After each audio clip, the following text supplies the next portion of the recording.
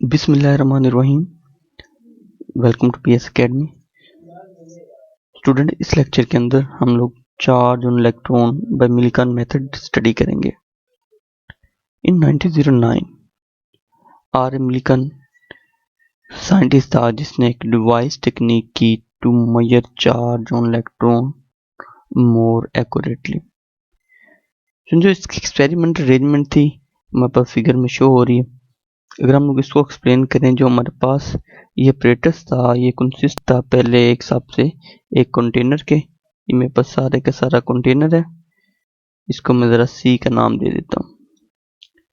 Then to parallel plate, एक plate को हम लोग पी का नाम दे देते हैं और एक प्लेट को हम लोग पी डैश का नाम दे देते हैं।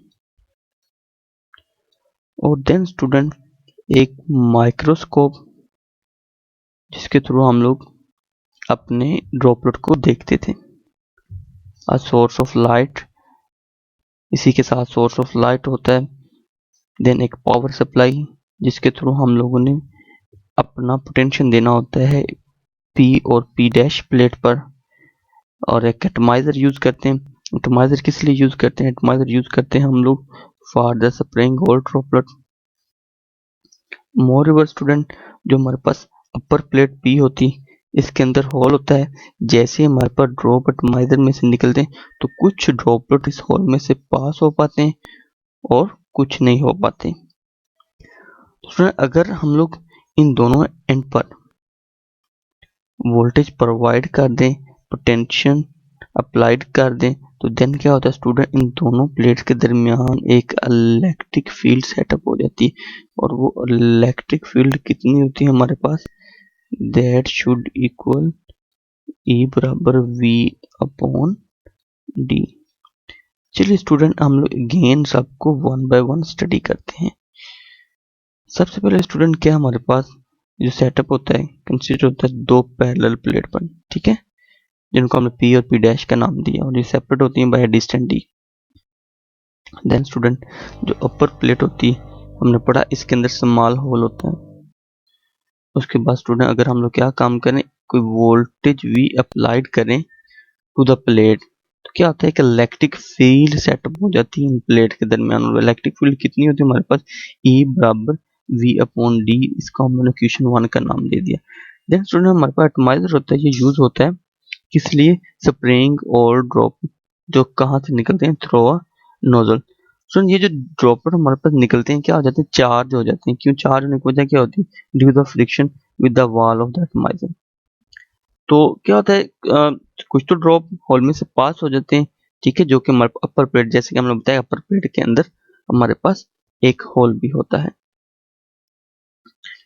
तो टेलीस्कोप या फिर कोई माइक्रोस्कोप हम लोग यूज करते हैं किस लिए? जो भी इलेक्ट्रॉन आए उनका पाथ फॉलो करने के लिए, कि वो कौन सा पाथ फॉलो कर रहा है उसको देखने के लिए हम लोग कोई टेलीस्कोप या फिर माइक्रोस्कोप यूज करते हैं। बिकॉज जैसे ही हमारे लोगों ने देखा कि एटमाइजर ने क्या काम किया, ऑयल ड्रॉपलेट स्प्रे किए, तो oil droplet due to gravity नीचे मूव करना शुरू कर दिया। हम लोग चाह रहे हैं स्टूडेंट के ये ड्रॉपलेट एयर के अंदर सस्पेंड हो जाए। एयर के अंदर ड्रॉपलेट को सस्पेंड करने के लिए जरूरी है कि ये जो मेरे पास फोर्स ऑफ ग्रेविटी है ये इक्वल हो हमारे पास किसके? इलेक्ट्रिक फोर्स के। तो अगर ये दोनों फोर्स इक्वल हो जाएंगे तो देन क्या होगा, हमारे पास जो ड्रॉपलेट होगा वो एयर के अंदर सस्पेंड हो जाएगा। सो अगर हम लोगों ने फिर से मैं बता रहा हूँ चार्ज को एयर के अंदर सस्पेंड करना है तो हमें क्या काम करना पड़ेगा? जो फोर्स एक्ट हो रही है ग्रेविटेशन ऑन द ड्रॉप, उसको इक्वल करना होगा किसके? इलेक्ट्रिक फोर्स की। तो स्टूडेंट, हमारे पास इलेक्ट्रिक फोर्स बराबर होगी ग्रेविटी फोर्स। हमें इलेक्ट्रिक फोर्स का बराबर पता है कितनी होती है, QE, जबकि ग्रेविटी फोर्स होती है mg। सो क्वेश्चन 1 को हम लोग यूज करते हैं। क्वेश्चन 1 का मतलब क्या? जो हमारे पास E बराबर था V ओवर D, उसकी वैल्यू को हम लोग यहाँ पे सब्स्टिट्यूट करते हैं, तो ये मेरे पास आ गया Q V over D equal m g. हमने स्टूडेंट निकालना कि ये अपना क्यू निकालना है, चार्ज एक्चुअली में हमने निकालना चार्ज। तो ये डी मेरे पास क्या हो रहा है, डिवाइड हो रहा है, साइड पे जाए मल्टीप्लाई, और ये वी मल्टीप्लाई हो रहा है, इधर आके क्या हो गया, डिवाइड हो गया। स्टूडेंट देखिए जी ग्रेविटेशन कांस्टेंट है, डी हमारे पास दोनों प्लेट्स के दरमियान सेपरेशन है, ये भी कांस्टेंट डिस्टेंस होगा, और ये वी वो पोटेंशियल होगा, ये वो वोल्टेज होंगे जो हम लोगों ने अप्लाई किए होंगे। बस हमें किस चीज का नहीं पता, ये मैथ का नहीं पता कि जो मैथ और ड्रॉपलेट है। अगर हमें मैथ और ड्रॉपलेट पता चल जाए तो हम लोग इजीली अपना चार्ज मालूम कर सकते हैं। सो अभी हम लोग किस तरह से मालूम करेंगे अपना चार्ज।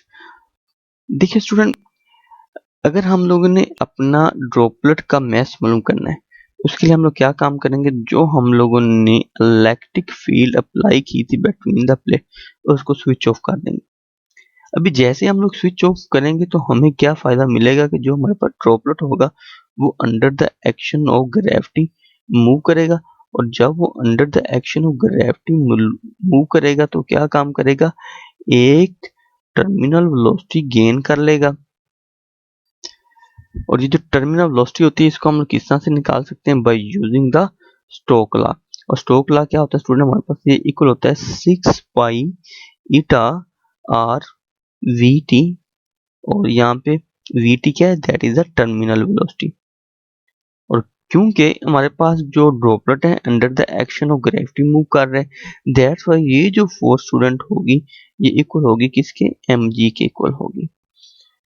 चलिए स्टूडेंट, यहाँ से जरा हम लोग अपने मैथ्स और बाकी चीजों को कैलकुलेट करते हैं।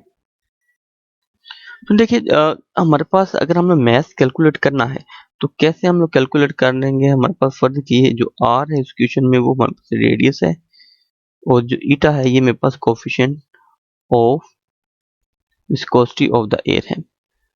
और अगर हम लोग कहें कि जो मेरे पास रो है वो डेंसिटी ऑफ द ड्रॉपलेट है, तो हम लोग को पता है कि जो डेंसिटी होती है ये इक्वल होती है किसके, मैस बटा वॉल्यूम के।